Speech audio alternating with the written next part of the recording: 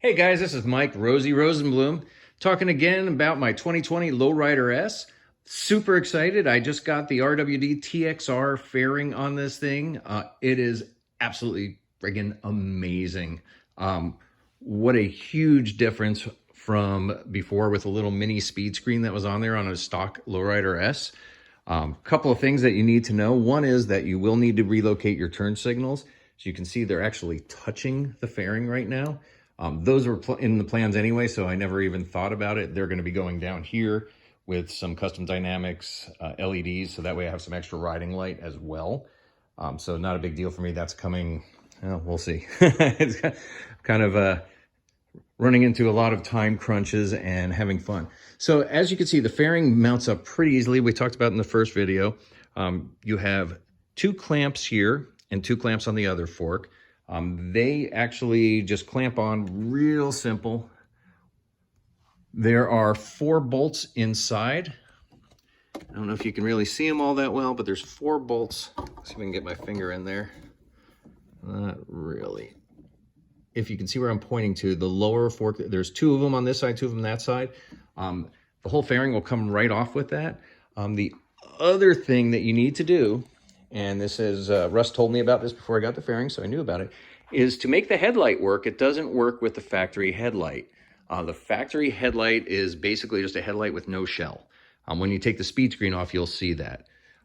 So what Russ recommended was getting a Dyna headlight shell, taking out my daylighter LED headlight, and then putting it inside that shell. The other thing you do is you have to make a hole, basically, and I'm going to do a disassembly on this anyway, and I'll tell you why in a moment. So you can see how big the hole has to be to make this work, to fit the wiring through for that headlight.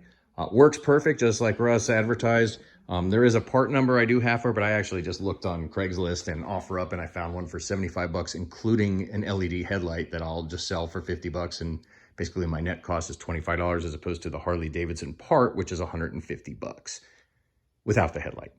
Anyway, that was on there, super simple to get on there. It goes right to the headlight block. And I'm going to do a whole video of what I did when I disassembled this, because now that I know the best way to do it, it'll be easier.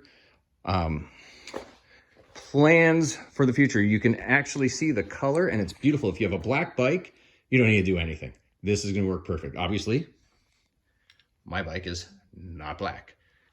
So what I'm planning on doing is, a buddy of mine, Mike Snow, over at Innovative Sign Systems, we're going to put a wrap.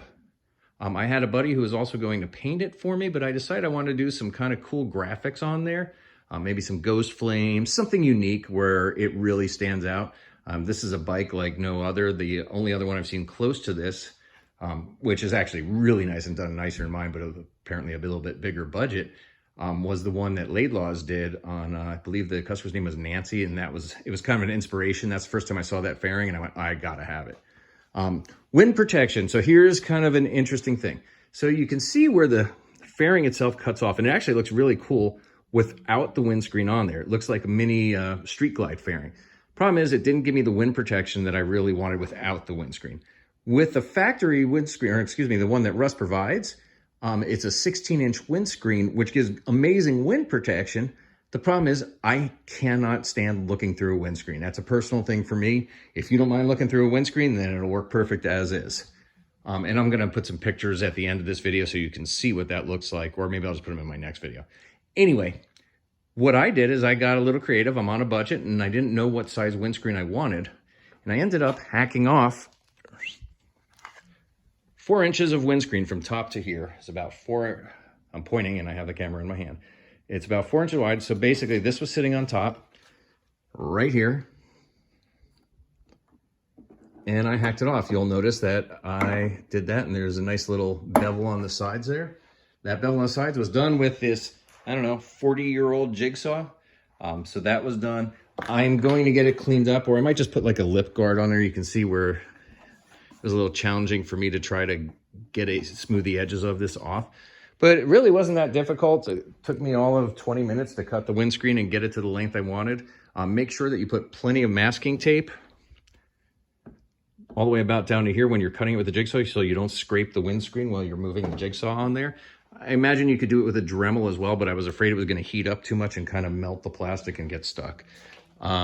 Take your time, get a very nice fine blade, because otherwise I actually did crack off a piece of the fairing. Luckily it was on the piece that was coming off anyway. Let's see, what else was exciting? We already know about the Viking saddlebags. We know about the Edward Ritchie sissy bar. Running out of breath as I'm doing this. This is a Nikon camera bag that I just threw on there and had a little Harley sticker that I super glued on there. I think I picked it up for $3 at a thrift store. Vance & Hines slip-ons sound amazing. Pretty loud, but they sound great. Let's see what other mods. Oh yeah, Custom Dynamics. Got rid of the turn signals because they don't fit when you put the saddlebags on there. So their turn signals are now built into my license plate frame.